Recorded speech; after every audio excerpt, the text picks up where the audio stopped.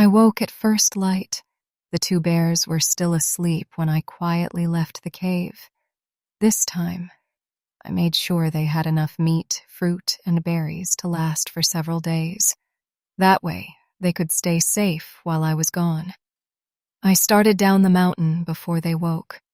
When I reached the place where I had sent the boy flying, I stopped. The ground was stained with dried blood, but there was no sign of him, no body, no trail, nothing. Good. That meant I needed to keep moving before someone else came looking for me. I broke into a run across the open plains, heading straight for the ocean. It was a long journey, but I had to make it. I didn't stop. I couldn't. Suddenly, something caught my foot. I stumbled forward and glanced back just long enough to see a rope lying across the ground. A trap.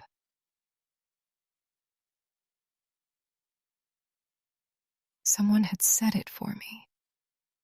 Fortunately, I managed to keep my balance. Instead of falling, I pushed myself even harder and ran faster than before. By now, everyone in the city was probably looking for me. They weren't my people anymore, and if they caught me, I'd fight. Just like my family had taught me. "I won't die here," I shouted. Behind me, voices echoed across the plains. Training is in progress. If this was their idea of training, I wanted no part of it. I kept running. The grass slowly gave way to sand as the ocean came into view. I didn't stop to admire it. I charged straight into the water. The waves knocked me off my feet, and I plunged beneath the surface. I took one last deep breath and began to swim. "Father, you'd better be right." Then I saw it. A soft blue glow shone beneath the water. As I swam toward it, a faint song reached my ears. The closer I got, the louder it became. Soon it filled my mind, echoing all around me. One moment I was swimming, the next my feet touched solid ground. I stumbled forward into what could only be described as an air pocket beneath the ocean. Confused and desperate for air, I collapsed to my knees, gasping. Then I heard footsteps, slow, steady, almost as if whoever they belonged to had been expecting me. I froze. There was nowhere to hide. I was exhausted. Even if I wanted to run, I wasn't sure my body would listen anymore. Had I survived all of this? Only for it to end here? My thoughts drifted to the two bears.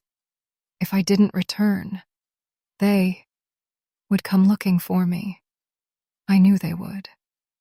Then I saw her. A woman dressed in flowing water stepped into view. When I looked past her, my eyes widened. It was the castle from the vision.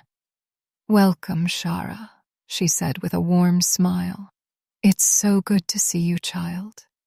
Her voice was soft, loving. I was shaking, though, mostly from fear. Then she held out her hand. I need my family with me." She nodded. "I know who you mean." Her eyes flashed with blue light. The food I had gathered appeared beside me in neat piles. Right beside it, the two bears. She smiled. "I believe these are the family you meant." The two bears woke instantly. They stepped in front of me, growling as they prepared to defend me. The woman simply took a step back and sat down. She made no move to attack. "I wouldn't hurt you," she said softly. "Not even if Amber offered me her own life." I frowned. "Why?" "She ordered everyone to attack me on sight." The woman laughed quietly. "Because without me," she said, "Amber wouldn't have the power she has." She said it so casually that I simply stared at her. What was she talking about? If that was true. She could have stopped all of this. Then I felt it, a strange pull in my chest.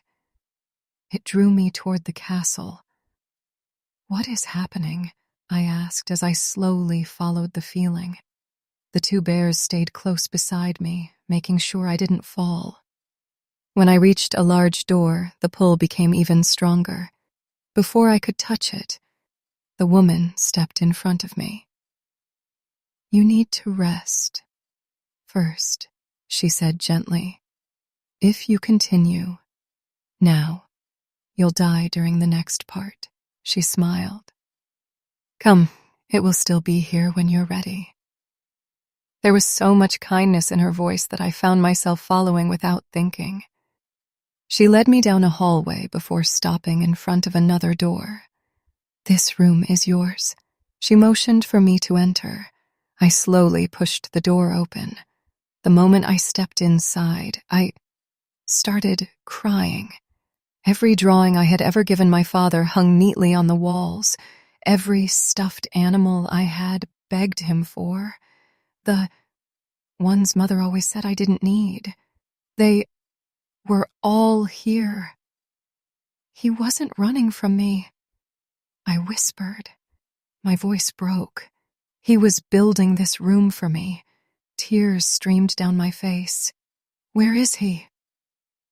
I looked at her desperately. "Where's my father?" She didn't answer. Instead, she quietly motioned for me to follow. We stopped in front of a large door marked with the symbol of water. She slowly opened it. Beyond the doorway, I saw him. He looked older, healthier, stronger. He was working in a field beneath a peaceful blue sky. Alive. "Dad." Without thinking, I tried to run to him, but I couldn't move. It was as though an invisible wall stood between us. "You're not ready for that part of your life yet, my dear." He looked happy, but he was alone. Still, he was alive. "What happened to him?" I asked. "Why is he there instead of here with you?" She lowered her head. A single tear rolled down her cheek. Had she loved him? Was that why talking about him hurt so much?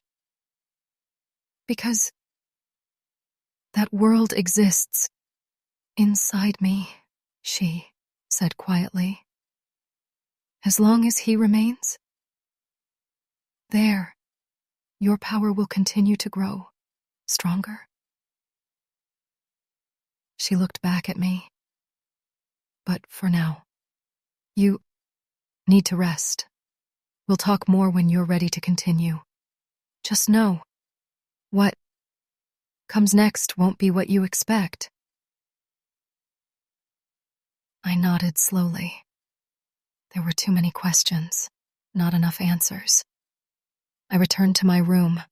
Then something on the desk caught my eye. A pile of papers. I walked over and began sorting through them. Every single one. They were my drawings, the ones Mother was supposed to have thrown away. I stared at them in disbelief. Had this woman saved them before Mother could destroy them? I picked one up carefully. I looked toward the woman. How did these get here?